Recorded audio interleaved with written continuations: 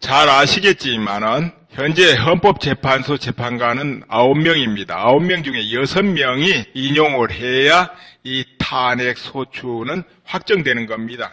그러나 6명 중에 1명이라도 빠져버리면 안 돼요. 5대 4라 돼도 안 됩니다. 이건 다수결이지 인용 확정은 안 되는 겁니다. 이렇게 구조가 되어 있습니다. 그런데 박한철 이 헌법소장이 1월 31일 날 퇴임이에요. 그리고 이정미 이분이 3월 14일 퇴임입니다. 그렇다면 두 분이 나가게 되면 7명 남죠. 7명이 남아도 6명이 인용을 해줘야 돼요. 그래야 확정이 됩니다. 6명이 인용을 해줘야. 이 결론을 보충하는 거는 원래 대통령이 추천해가지고 국회에서 인주를 해야 되는 건데 지금은 상황이 그 가능성이 없죠. 그래서 빼고요. 박한철 소장이 심판에 참여하려면 1월 31일까지 심판이 확정돼야 된다는 거죠. 그 후에는 박한철 소장은 참여를 못하게 됩니다. 근데 지금 굉장히 많이 서두르고 있는 거 보니까 그 전에 어떻게 확정을 해볼까 하는 것 같아요. 이 사안이 상당히 복잡해요. 뭐냐면은 노무현 대통령 그때 탄핵 때는 딱 2건, 그것도 단순했어요. 발언했냐 안 했냐. 그런데 양쪽 다 동의를 했어요. 노무현 대통령도 그 발언했다. 이래 가지고 쟁점 사항이 없었습니다. 그때는. 다만 그 발언 내용이 탄핵을 해야 될 만한 것이냐 법 위반이냐 이것만 판정하면 됐었어요. 그런데도 2달이 걸렸죠. 근데 지금은 어떻습니까? 사안도 많고 복잡한 데다가 아직도 수사 중이고 그리고 특별하게 뭐 나온 것도 아직 없는데 언론에 나온 보도만 가지고 해야 돼요. 문제는 이게 박 대통령 측에서 그걸 다 인정했다면은 아까 노무현 대통령 때처럼 그게 탄핵 사안이 되나 안 되나 법리적으로 판단만 하면 되겠죠. 그런데 아예 박 대통령 측에서는 검찰에서 수사한 거든 언론에서 보도된 거 몽땅 부정하고 있거든. 인정할 수 없다 하고 있거든요. 그렇게 되면은 이게 얼마나 복잡해집니까? 도대체 이게 범죄가 성립되느냐 안 되느냐 이것부터 해가지고 이 범죄가 탄핵 요건에 해당되냐 안 되냐 이런 과정이 밟아져야 되거든요. 그렇게 복잡하지요. 헌법재판소에서는 오직 이 행위가 탄핵에 행하느냐 안 행하느냐 이것만 판단해야 되거든요. 이면에는 알 거 없고요. 이렇게 되거든요. 근데 이 과정이 이거 시간이 잠깐에 될 수 있는 성질 것인지 아닌데 일주일에 화, 목요일 변론기를 갖고 아마 이걸 신속하게 하려고 하는 것 같습니다. 그러다 보니까는 일각에서는 우려들이 많이 나오지요. 우려가 나오는 거예요. 그리고 저번 달에 이런 일이 있었죠. 헌법재판소 쪽에서 검찰과 특검에 수사기록 송부를 요청했어요. 그런데 여기에 대해서 박 대통령 측 변호인 이중한 변호사가 의의 신청을 했죠. 헌법재판소에. 그것은 헌재법 32조 위반 아니냐 하고 헌재법의 32조에는 이런 대목이 있죠. 재판, 소추 또는 수사가 진행 중인 사건의 기록에 대해서는 송부를 요구할 수 없다는 규정이 들어있어요.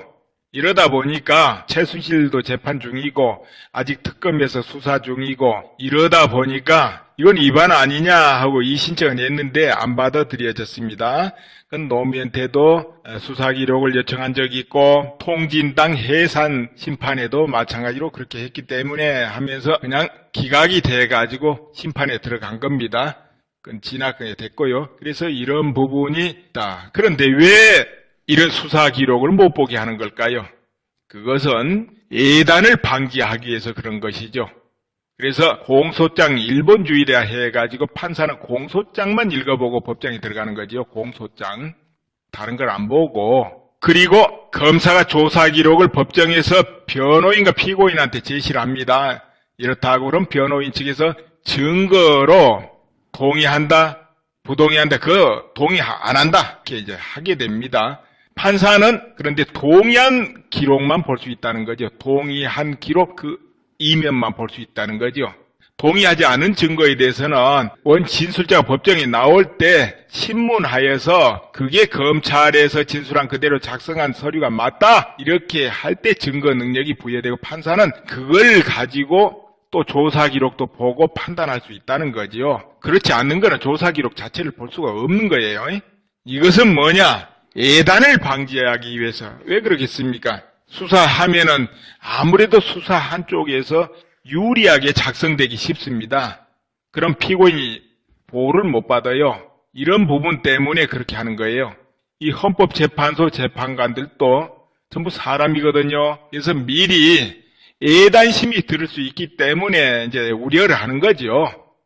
그리고 제가 이제 여러분과 함께 생각해보고 또 살펴볼 게 있어요. 뭐냐 하면은 박한철 헌법소장께서 신속하게 공정하게 심판하겠다 하면서 또 민의를 알고 있다 이런 발언을 한 것 같아요. 민의. 그런데 이 부분이 참 우려가 됩니다. 왜 그러냐면은 정말 헌법재판소에서는 민의가 어떻게 됐든 국정 공백이 어떻게 됐든 그런 거 살피지 않고 오직 헌법 정치인의 입각에서만 판정을 해야 되거든요. 그렇지 않습니까? 다른 걸 살피게 되면 대혼란이 오는 거지요. 그렇게 되면은 탄핵을 원한 쪽에서나 원하지 않는 쪽에 서로 헌법재판소에 항의라고 압력을 넣고 그런 일이 벌어지지 않겠습니까? 스스로 헌법재판소가 불편을 감수하게 되는 거예요. 그거는 처음부터 끝까지 항상 냉혹하게 판정해 가면은 다 승복하잖아요. 그리고 압력 놓고 이런 거 포기하죠. 아, 저긴 해봐도 소용없어 하고. 그런데 뭔가 흔들린다? 조짐이 보여보세요. 온갖 압력 들어가고 이해관계 제시하고 이렇게 안 되겠습니까? 거기에 노출돼 버리는 거예요. 그래서 그런 것은 굉장히 우려가 됩니다. 그야말로 재판관들은 한마디로 피도 눈물도 없이 법대로 판정을 하고 거기서 또 조금 감면하기도 하고 또 가중시키기도 하고 이래야 된다고 봐요. 근데 감정에 움직여버린다. 이게 큰일이죠. 예단에 움직인다든지. 그런데 여러분도 아시다시피 몇 달간을 얼마나 방송, 각 신문 등에서 이걸 보도했습니까? 그 화면을 재판관들도 다 봐왔다는 거지요. 그럼 어떤 마음이 들까요? 아, 저 민의 흐름이 저렇고 대통령이 많이 잘못했구나. 이런 마음이 들지 않는다고 어떻게 우리가 보장하겠습니까? 재판관들도 인간인데요. 그렇죠? 이런저런 사람들이 어떤 이해관계를 제시할 수 있고 그래요.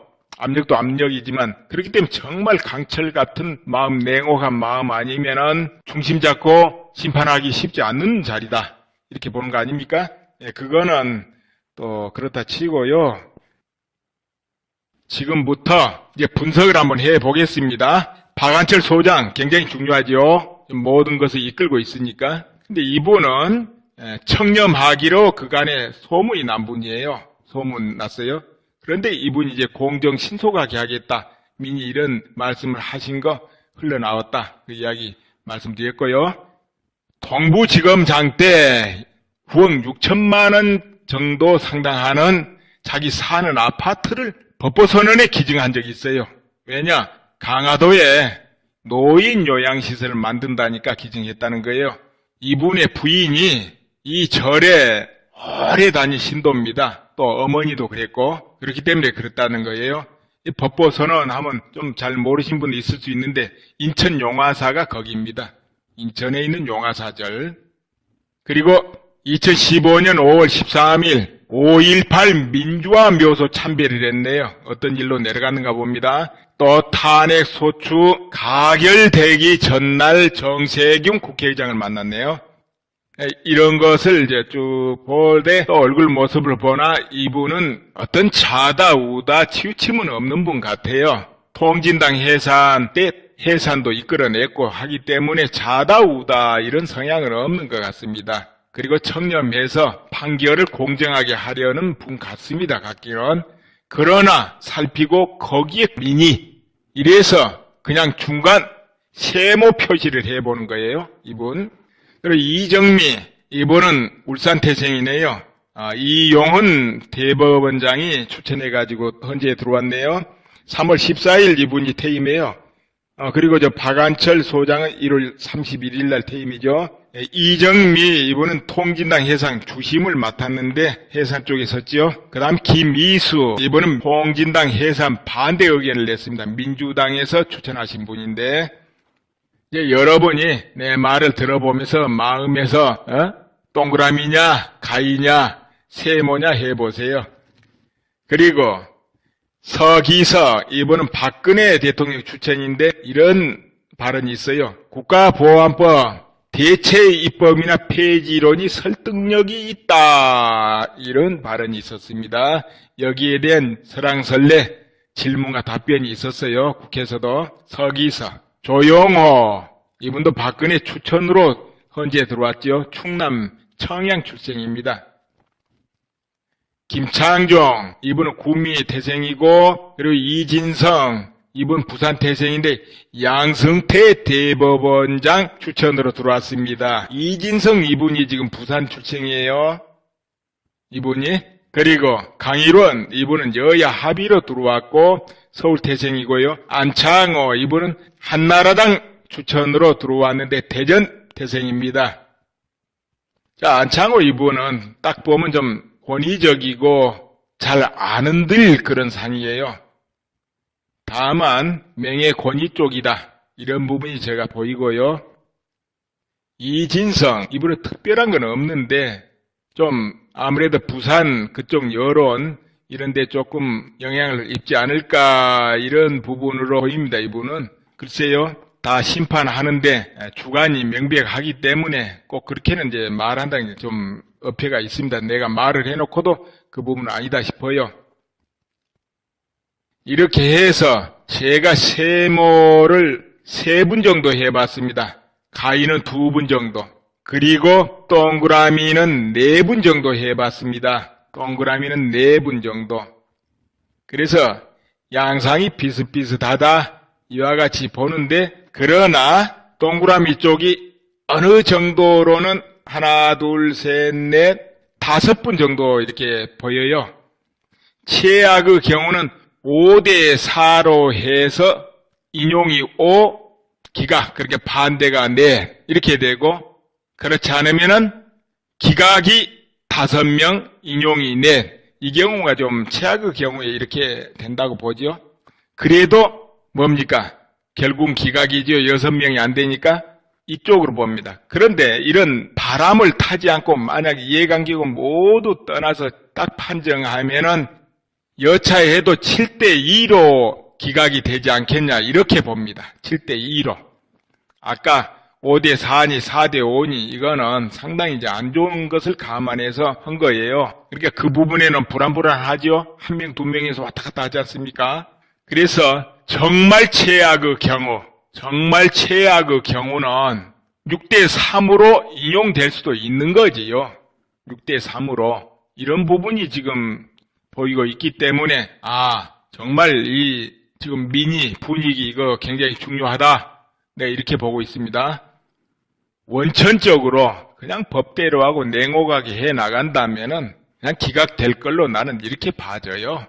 제가 지금 어줍지 않게 분석한 거에서도 일단은 기각으로 분석을 했는데요. 이러저런 상황을 두고. 그렇지만은 거기서 한두 명만 돌아서면은 또 뒤집힐 수도 있지 않습니까? 지금 최악으로 분석한 그 경우는. 그렇지 않은 경우 7대2야. 상당히 여유가 있으니까 되지만은 그게 여러분 이제 그 정도로 이렇게 이해를 하시고, 이건 어디까지나 우리가 추측으로 해보는 거 아닙니까? 그러니까 그렇거니 하고요. 민이 보이는 게 이제부터 중요하다. 이 부분 말씀드릴게요. 눈앞에가 중요합니다. 눈앞에. 헌법재판관들 눈앞에 있는 게 뭐겠습니까? 바로 재판정입니다. 방청석. 이 방청석에 애국 시민들이 꽉 차야 돼요. 그래서 분위기가 다르게 만들어야 돼요. 그러려면 어떻게 되겠습니까? 이거 추첨으로 방청권을 받아요? 그러니까 수만 명이 신청해가지고 방청권을 확보해야죠. 1명, 2명 해가지고는 안 되잖아요. 확률적으로 많은 사람이 신청해야 방청권이 돌아올 거 아니에요. 그래서 애국시민이 많이 방청을 해야 된다. 그럼 이거 굉장히 중요합니다. 이거 헌법재판소 밖에서 시위한 것도 대단히 중요해요. 오고 가면서 늘 보니까 그거 굉장히 중요합니다. 화요일, 목요일 변론 날입니다. 이때 굉장히 중요합니다. 이때. 그리고 저 밖에서 대시위하는 거 토요일마다 하는 거 있죠. 이번에는 8차 시위가 바로 강남의 코엑스 무역센터 앞에서 하지 않습니까? 그 도로에서 하는데요. 그 거대한 그 스케일, 이런 것이 보여주는 건 왜 중요하냐? 세 가지거든요. 세 과시. 근데 이런 세 가시는 방송을 타지 않으면 소용이 없어요. 눈앞이 아니다 이거지요. 근데 방송을 타서 화면에 나오고 신문에 나오면은 그건 바로 눈앞이 됩니다. 재판관 눈앞. 그렇죠? 그래서 여러분, 태극기 집회도 굉장히 중요한데 홍보도 중요하다 이거예요. 언론에서 보도만 잘 해주면 홍보 중요할 건 뭐 말 것도 없겠네요. 그러나 그렇지 않을 때는 샅샅이 대장관을 한컷대 찍어가지고 사진으로 동영상으로 널리 배포 퍼뜨려야 됩니다. 블로그, SNS, 유튜브, 그 어디라도 카페라도 그렇게 해야 언론 보도 안 해준 것을 그나마도 보충할 수 있는 거 아닙니까? 그렇죠? 그 홍보 과정이 아직도 많이 미흡해요. 상기국에서 그걸 좀 더 신경을 써야 될 것 같아요. 전보다 좀 많이 잘하고 계신 건 확실한데 홍보에서 그 부분을 애국시민은 모두가 같이 애를 써야 돼요. 애국시민은 자기가 관리하는 블로그, 카페, SNS 그 어디라도 무수하게 퍼날라야 됩니다. 그래야 한 명이라도 더 볼 테니까요. 그 홍보가 대단히 중요하고 방청하는 것도 굉장히 중요하다. 이 부분을 오늘 말씀드립니다. 아무튼 헌법재판소 재판관님들이 그야말로 오직 탄핵 소추가 될 사안이냐 아니냐 그 법리 쪽에서만 심리를 하고 심판했으면 싶어요. 그렇게 하리라 또 우리는 믿어야죠. 예, 감사합니다.